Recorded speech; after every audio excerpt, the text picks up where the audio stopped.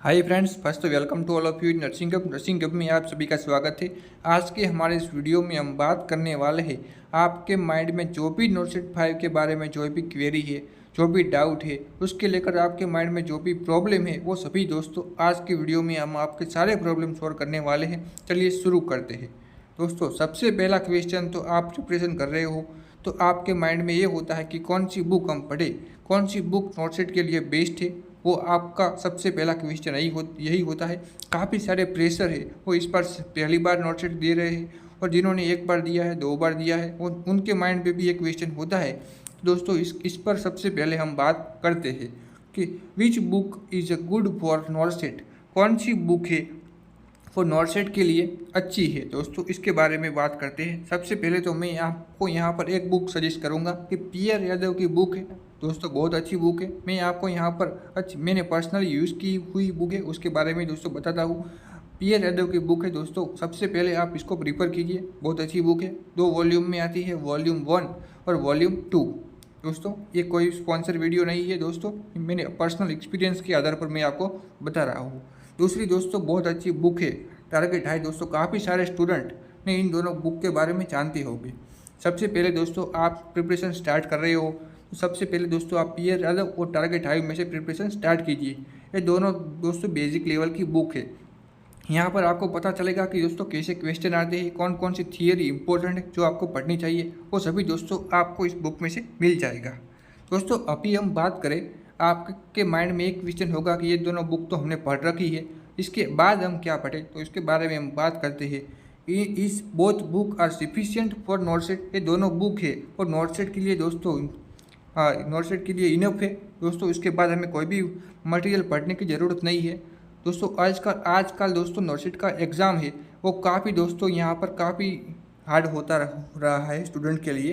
यहाँ पर दो एग्ज़ाम में थोड़ा एडवांस हो चुका है पहले के मुकाबले में। पहले क्या होता था, स्टूडेंट टारगेट हाई और दोस्तों पीयर यादव, ये दोनों बुक पढ़ते थे तो उसका नोटसेट का यहाँ कोई भी नर्सिंग एग्ज़ाम है वो इजीली क्रैक हो जाता था। मगर अभी एग्ज़ाम में थोड़ा मॉडिफाई हो चुका है, क्वेश्चन थोड़े दोस्तों उसकी लैंग्वेज थोड़ी अलग आने लगी है। इसके लिए आपके माइंड में जो कॉन्सेप्ट है वो क्लियर होना चाहिए। इसके लिए दोस्तों सबसे पहले तो आप ये दोनों बुक प्रीफर कीजिए, इन दोनों को रीड कीजिए। उसके बाद दोस्तों आप यहाँ पर मैं बुक बता रहा हूँ उसके वो पढ़िए। यहाँ पर सॉन्डर्स की बुक आप उसके बाद रीड कीजिए। सॉन्डर्स की बुक दोस्तों बहुत अच्छी बुक है। इसमें थियरी दोस्तों सभी सब्जेक्ट की, यहाँ पर मेडिकल, सर्जिकल, नर्सिंग बोले, ओबीजी है, पीडियाट्रिक है दोस्तों, यहाँ पर मेंटल हेल्थ नर्सिंग है दोस्तों, सारे टॉपिक यहाँ पर अच्छी तरीके से यहाँ पर दे रखे हैं। और दोस्तों ये दोनों बुक मैंने आपको पहले बताई। उसके बाद तीसरी बुक ये पर आप सजेस्ट मैं आपको कर रहा हूँ, सॉन्डर्स की बुक आप पढ़िए, सॉन्डर्स की। इसके बाद दोस्तों मैं आपको बता रहा हूँ चौथी बुक। चौथी बुक कौन सी पढ़नी चाहिए, यहाँ पर वो है मॉसबी की। दोस्तों, मॉसबी की बुक में आपको क्या पढ़ना चाहिए, यहाँ पर इसकी आप थियरी पढ़ रहे हो तो अच्छी बात है। यहाँ पर सबसे पहले आपको इम्पोर्टेंट है वो मत बता रहा हूँ कि मॉस्की की बुक में जो भी यहाँ पर एमसीक्यू दे रखे हैं, पीछे जो भी एमसीक्यू दे रखे हैं, आप एमसीक्यू एक बार जरूर सॉल्व कीजिए। एग्ज़ाम को जब भी आप नोटसेट का एग्ज़ाम देने जा रहे हो, उसके पहले दोस्तों मौसबी के बुक में जो भी क्वेश्चन दे रखे हैं, एमसीक्यू दे रखे हैं, अब एक बार जरूर सॉल्व कीजिए। आगे हम बात करें दोस्तों, एक बुक आपको कहाँ पर मिलेगी, तो दोस्तों काफ़ी सारे टेलीग्राम चैनल पर दोस्तों बुक की पीडीएफ अवेलेबल है। आपको पीडीएफ न मिले और आपको पीडीएफ चाहिए दोस्तों, आप इंस्टाग्राम पर हमारे नर्सिंग हब के पेज पर आप मुझे मैसेज कर दीजिए, वहाँ पर से दोस्तों मैं आपको पीडीएफ प्रोवाइड करा दूँगा। दोस्तों, बायो में दोस्तों इसकी लिंक दे रखी है हमारे इंस्टाग्राम पेज की। आगे हम बात करें कि ये दोनों बुक्स के बारे में जो हमने डाउट आपका सॉल्व कर दिया। आगे हम के माइंड में एक क्वेश्चन होता है कि आजकल सभी दोस्तों आपको सुना होगा, अपने दोस्त से सुना होगा, अपने कोई दोस्त यहाँ पर सिलेक्ट हो गया उससे सुना होगा कि all priority based question coming in notset में सभी प्रायोरिटी बेस्ड क्वेश्चन आएंगे। आपको प्रायोरिटी बेस्ड क्वेश्चन, आप यहाँ पर थोड़ा कन्फ्यूज हो जाते हो, थोड़ा घबरा जाते हो, तो आपके माइंड में एक क्वेश्चन भी होगा कि all priority based question coming in notset में सभी प्रायोरिटी बेस्ड क्वेश्चन होते हैं। नहीं दोस्तों, यहाँ पर क्या होता है, सभी प्रायोरिटी बेस्ड क्वेश्चन नहीं होते। मान लो यहाँ पर अभी नोटसेट का यहाँ पर 2 होगा, यहाँ पर पहले प्रीलिम्स होगा, उसके बाद मेंस होगा। प्रीलिम का पेपर है वो 100 मार्क्स का होगा, और यहाँ पर मेन से वो भी 100 मार्क्स का होगा। यहाँ पर कुछ क्वेश्चन ही आपको प्रायोरिटी बेस्ड क्वेश्चन देखने को मिल सकती है। मैं प्रीलिम की बात कर रहा हूँ दोस्तों, सभी क्वेश्चन यहाँ पर नहीं होंगे। मैं यहाँ पर मेंस की बात नहीं कर रहा हूँ, ओनली प्रीलिम्स की बात कर रहा हूँ। यहाँ पर कुछ ही क्वेश्चन आपको प्रायोरिटी बेस्ड क्वेश्चन देखने को मिलेंगे। दोस्तों यहाँ पर बात करें हम 40%, 30 से 40% क्वेश्चन आपको बेसिक लेवल के मिलेंगे। यहाँ पर आपका बेसिक क्लियर है तो आप 30 से 40% उसमें क्वेश्चन तो आप इजीली सॉल्व कर पाओगे। आगे हम बात करें question practice is necessary for exam. काफ़ी सारे स्टूडेंट क्या करते हैं, कोई भी यहाँ पर बुक ले ली, उसमें से थियरी पढ़ ली और क्वेश्चन प्रैक्टिस यहाँ पर एमसीक्यू सॉल्व ही नहीं करते, एमसीक्यू सॉल्व किए बिना ही एग्ज़ाम देने चाहते हैं। तो यहाँ पर क्या होता है, उनके साथ क्या होता है, वो यहाँ पर जो भी एमसीक्यू पढ़ते हैं उस एमसीक्यू को समझ नहीं पाते, एमसीक्यू की लैंग्वेज क्या है उसे समझ नहीं पाते, एमसीक्यू क्या कहना चाह रहा है उसका मीनिंग ही समझ नहीं पाएंगे तो आंसर कैसे राइट करेंगे। इसलिए आपको यहाँ पर एमसीक्यू प्रैक्टिस करनी बहुत ज़रूरी है। मान लो आज आपने नर्वस सिस्टम पढ़ा, नर्वस सिस्टम के सबसे पहले उसकी एनाटॉमी और फिजियोलॉजी, जो भी नॉर्मल फंक्शन कैसे होता है उसके बारे में आपको पढ़ना है। उसके बाद आपको डिजीज कंडीशन पढ़नी है और डिजीज कंडीशन पढ़ने के बाद ही आपको तुरंत आपको एमसीक्यू सॉल्व करने हैं। आपके पास जो भी यहाँ पर मैंने बुक बताई, चारों बुक में से आपके पास जो भी बुक है उसमें जो भी एमसीक्यू दे रखा है वो एमसीक्यू सॉल्व कीजिए और तभी आप एमसीक्यू सॉल्व कीजिए और दूसरे दिन उस टॉपिक को रिवाइज कीजिए, तभी यहाँ पर आपके लिए बहुत हेल्पफुल होगा। क्वेश्चन प्रैक्टिस की बात करें तो हमने यहाँ पर बताया क्वेश्चन प्रैक्टिस आपके लिए बहुत ज़रूरी है। यहाँ पर आप बताइए तो डेली कितने क्वेश्चन सॉल्व करने चाहिए। डेली आपको 150 से 200 क्वेश्चन सॉल्व करने चाहिए। ये दोस्तों मैंने थोड़ा यहाँ पर नंबर है थोड़ा ज़्यादा बता दिया है। काफ़ी सारे स्टूडेंट ऐसे इतने क्वेश्चन सॉल्व नहीं कर पाते पर डे में। आपको क्या करना है, आपने प्रिपरेशन स्टार्ट की है, सबसे पहले दोस्तों आप 50 क्वेश्चन से यहाँ पर स्टार्ट कीजिए। एक दिन 50 क्वेश्चन कीजिए, दूसरे दिन 50 क्वेश्चन कीजिए। ऐसे ऐसे करते आपकी स्पीड है क्वेश्चन सॉल्व करने की, आपकी जो स्पीड है वो बढ़ेगी। आप 50 से यहाँ पर 60 पर आओगे, 60 से 70 पर आओगे, 70 से आप 100 पर आओगे और आपको 100 से आप 200 तक भी जाओगे। आपकी जो स्पीड है वो क्वेश्चन कैसे रीड करना है, क्वेश्चन क्या कहना चाह रहा है वो आप इजीली समझ पाओगे। तो डेली आपको यहाँ पर 150 से 200 क्वेश्चन की आपको एग्ज़ाम तक आपको हर एक दिन सॉल्व करने हैं। तो ऐसा नहीं आप थियरी पढ़ रहे हो सिर्फ थियरी पढ़ रहे हो, ऐसा नहीं। आपको थियरी पढ़ी उसके रिलेटेड जो भी एमसीक्यू आपको मिले वो क्वेश्चन सॉल्व कीजिए। चारों बुक मैंने यहाँ पर बताई है, जो भी बुक आपके पास है अवेलेबल है उसके एमसीक्यू सबसे पहले सॉल्व कीजिए, उसके बाद आप दूसरी बुक परचेज कीजिए। ऐसा ना हो आप 3 बुक पढ़ो तो भी आपको कुछ समझ में ना आए। इसलिए आपको सबसे पहले आपके पास जो भी बुक है उसको कंप्लीट पढ़िए, उसको रिवाइज कीजिए, उसके बाद आप दूसरी बुक पर जाओ। आगे हम बात करते हैं which topic are most important for exam. Notset के लिए कौन कौन से टॉपिक मोस्ट इम्पोर्टेंट है जिसमें से हर एक बार क्वेश्चन आते हैं। यहाँ पर आपको मैं बताऊँ कि प्रीवियस ईयर क्वेश्चन टॉपिक यहाँ पर क्या होता है, जो प्रीवियस ईयर यहाँ पर जितने भी 5 साल के नॉटसेट हुए, यहाँ पर नॉटसेट मान लो 2020 में से आए, 20, 21, 22, इन 3 साल में दोस्तों जो भी यहाँ पर नॉटसेट के कौन कौन से टॉपिक में से सबसे ज़्यादा क्वेश्चन आए वो टॉपिक पर आपको फोकस करना है। ये क्वेश्चन आपको कहाँ पर मिलेंगे, यहाँ पर जल्दी मैं आपको यहाँ पर वीडियो के माध्यम से यहाँ टेलीग्राम चैनल में एक PDF प्रोवाइड करा दूंगा कि कौन कौन से टॉपिक है वो नॉटसेट के लिए ज़्यादा इंपॉर्टेंट है, वो आपको पढ़ने चाहिए। और आपको PDF है टेलीग्राम चैनल पर मिल जाएगी और यूट्यूब में वीडियो भी मिल जाएगा। आगे हम बताएं कि फोकस ऑन नर्सिंग प्रोसीजर। दोस्तों आपको क्या करना है, आजकल दोस्तों क्वेश्चन है थोड़े यहाँ पर सेम टू सेम क्वेश्चन नहीं होते नॉटसेट दोस्तों, बहुत इजी क्वेश्चन तो नॉटसेट में आएगी नहीं। थोड़ा यहाँ पर क्वेश्चन का लेवल है थोड़ा एडवांस होगा। तो आपको क्या करना है, जो भी नर्सिंग प्रोसीजर है, मान लो कोई भी नर्सिंग प्रोसीजर है दोस्तों, आप सक्शन कर रहे हो तो सक्शन के बारे में दोस्तों आपको सबसे जो भी यहाँ पर इम्पोर्टेंट आपको डिटेल में पढ़ना है। मान लो सक्शन के कितने टाइप होते हैं, कितना ड्यूरेशन होता है, वो सभी यहाँ पर आपको जो भी नर्सिंग प्रोसीजर है, हमारे नर्सिंग से रिलेटेड जो भी टॉपिक है वो सभी को दोस्तों आपको फोकस करना है। ठीक है, उसको आपको छोड़ना नहीं है, उसको अच्छी तरीके से पढ़ना है और रिवाइज भी करना है। ठीक है, यहाँ पर कोई भी मान लो कोई भी डिजीज कंडीशन आपको दे दी, उसका नर्सिंग मैनेजमेंट आपको पूछा है तो वो आपको पता होने चाहिए। स्पेशल डिजीज कंडीशन के स्पेशल केयर, नर्सिंग की जो स्पेशल केयर होती है वो क्या है, डिजीज कंडीशन के लिए। आगे हम आपको बताएं कि मोस्ट इम्पोर्टेंट सब्जेक्ट फॉर नॉटसेट। यहाँ पर ये भी कई सारे स्टूडेंट के माइंड में एक क्वेश्चन होगा कि कौन सा सब्जेक्ट सबसे पहले पढ़े, कौन कौन से सब्जेक्ट इम्पोर्टेंट है, वो सभी के बारे में बात करते हैं। तो यहाँ पर आपको बताऊँ, सबसे पहले इंपॉर्टेंट सब्जेक्ट है वो मेडिकल सर्जिकल नर्सिंग है। यहाँ पर यह मेडिकल सर्जिकल नर्सिंग दोस्तों काफ़ी बड़ा सब्जेक्ट बोल सकते हैं अदर सब्जेक्ट के कंपेयर में, क्योंकि यहाँ पर बहुत सारे सिस्टम होती है, बहुत सारा डिसऑर्डर होते हैं, इसीलिए थोड़ा लार्ज सब्जेक्ट है। मगर आप सबसे पहले आप इसको कवर कीजिए। ये सब्जेक्ट आपका कवर हो जाएगा तो मान लो आपका 50 से 60% सिलेबस है वो सब्जेक्ट कवर करेगा। काफ़ी सारे क्वेश्चन भी इससे ही होते हैं। मान लो आप नॉट सेट का एग्जाम हो गया, कोई भी नर्सिंग एग्जाम हो, उसका पेपर उठा के देख लो, सबसे ज़्यादा क्वेश्चन तो मेडिकल सर्जिकल नर्सिंग में से ही आते हैं। वो सबसे पहले आपको इसको प्रिपेयर करना है, ठीक है। आपको जितना भी टाइम लेगा, सबसे ज़्यादा टाइम इस टॉपिक ये सब्जेक्ट लेगा मेडिकल सर्जिकल नर्सिंग। उसके बाद दूसरा इंपॉर्टेंट सब्जेक्ट बोले तो फंडामेंटल ऑफ नर्सिंग। दोस्तों ये भी हमारे नर्सिंग का सब्जेक्ट है, इसलिए बहुत इंपॉर्टेंट है।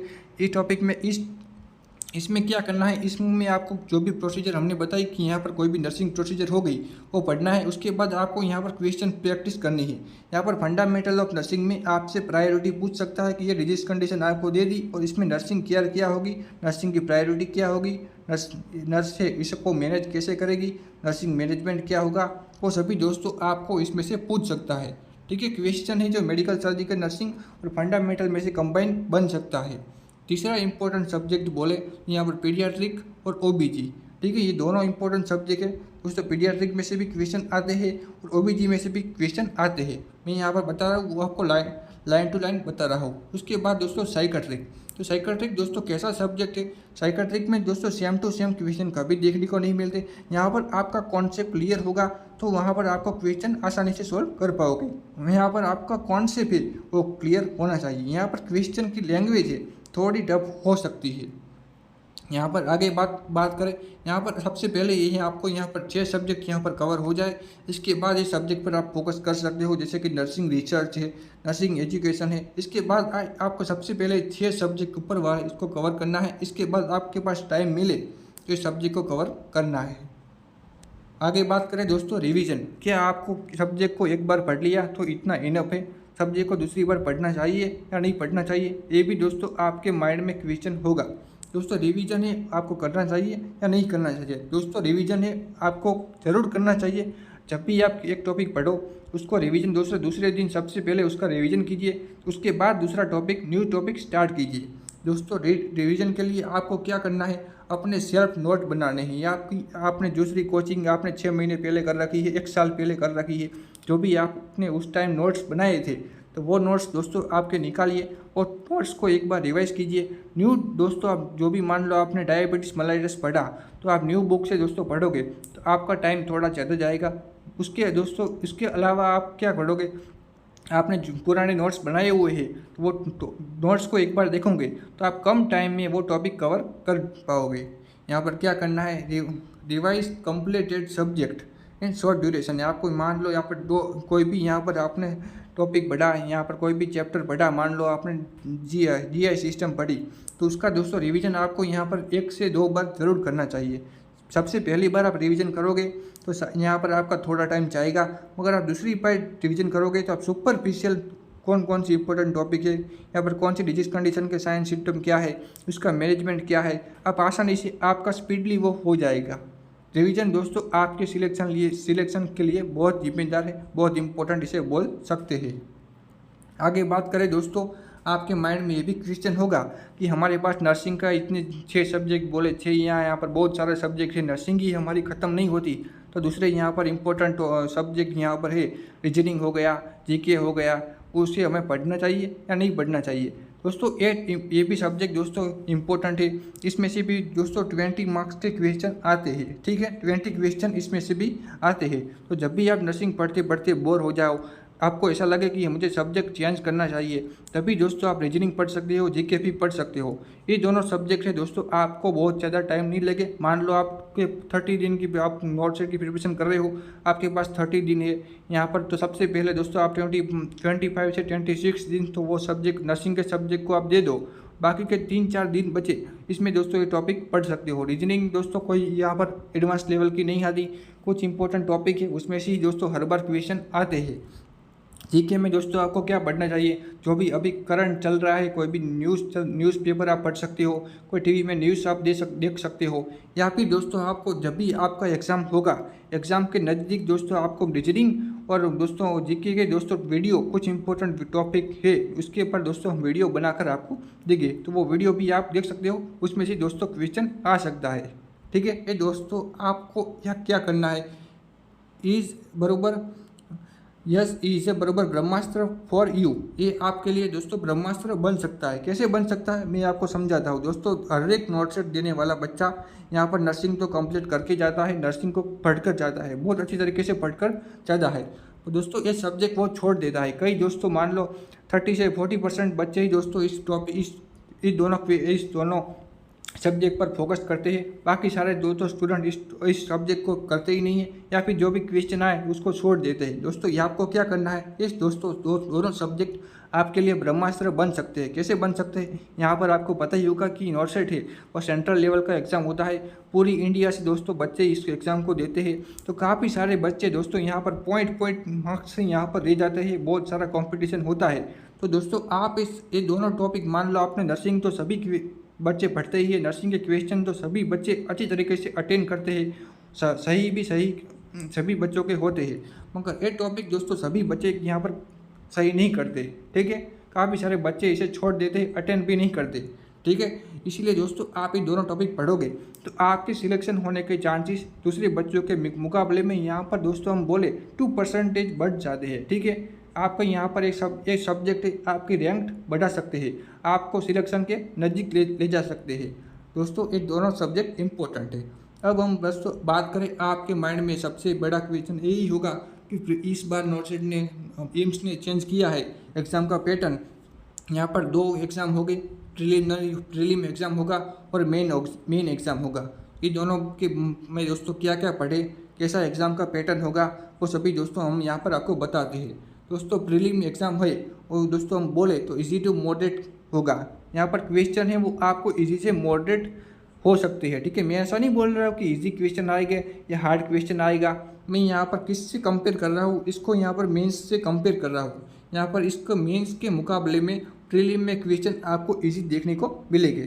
थोड़ा दोस्तों नॉर्सेट का एग्जाम में थोड़ा ट्रिकी क्वेश्चन तो आपको हर एक बार देखने को मिलते हैं, तो ऐसा मत सोचिए कि इजी क्वेश्चन आएगा और ऐसा भी मत सोचिए कि हार्ड क्वेश्चन आएगा तो मीडियम लेवल का पेपर होगा, ऐसा सोचिए। आप अपना पूरा फोकस प्रिपरेशन पर कीजिए। और दोस्तों बात करें प्रीलिम्स की एग्ज़ाम की, जो प्रीलिम एग्ज़ाम है दोस्तों उसके लिए दोस्तों उसमें यहाँ पर क्या होगा, सबसे पहले दोस्तों आपकी नर्सिंग की सिलेबस है वो पूरी कवर कीजिए और ऐसा उसके बाद आपको टाइम मिले उस पर दोस्तों आप मेंस पर फोकस कीजिए। और कुछ ऐसे टॉपिक है वो आपको अभी से पढ़ना स्टार्ट कर देना। मान लो यहाँ पर आपको नॉर्सेट की जो भी नोटिफिकेशन आई है उसमें बता दिया है एम्स ने कि यहाँ पर जो मेंस एग्ज़ाम हो गए, यहाँ पर आपकी नर्सिंग स्किल और आपको सिनेरियो बेस्ड क्वेश्चन देखने को मिलेंगे। मान लो अभी आप यहाँ पर पढ़ रहे हो, डेली के 5 से 6 घंटे पढ़ रहे हो, तो यहाँ पर 4 आवर आपको यहाँ पर प्रीलिम की प्रिपरेशन करना है और बाकी के यहाँ पर 2 घंटे बचे वो आपको यहाँ पर मेंस की प्रिपरेशन करना है। अब अभी से स्टार्ट करोगे तो आपके टॉपिक जल्दी से जल्दी कवर होंगे, आप रिवीजन कर पाओगे। ठीक है, यहाँ पर कुछ इंपॉर्टेंट टॉपिक है वो आपके प्रीलिम्स के लिए भी इम्पोर्टेंट है और मेंस के लिए भी इम्पोर्टेंट है। तो ऐसे टॉपिक है उस पर आपको थोड़ा डिटेल से पढ़ना है, अभी से पढ़ना है तभी आपका सिलेबस खत्म होगा। मगर सबसे पहले फोकस आपको इस प्रीलिमिनरी एग्ज़ाम पर करना है। आपका यहाँ पर प्रीलिम आप क्वालिफाई करोगे उसके बाद ही आप मेंस दे सकते हो। ठीक है, ये दोनों एग्ज़ाम पर आपको अपना फोकस बनाए रखना है। आज के वीडियो में इतना ही, अगले वीडियो में दोस्तों जल्दी मिलते हैं। आपको वीडियो अच्छा लगा हो तो वीडियो को लाइक कीजिए, अपने दोस्तों के साथ शेयर कीजिए और हमारे चैनल नर्सिंग हब को सब्सक्राइब करने के साथ साथ पास में रहे बेल आइकन को भी प्रेस कीजिए।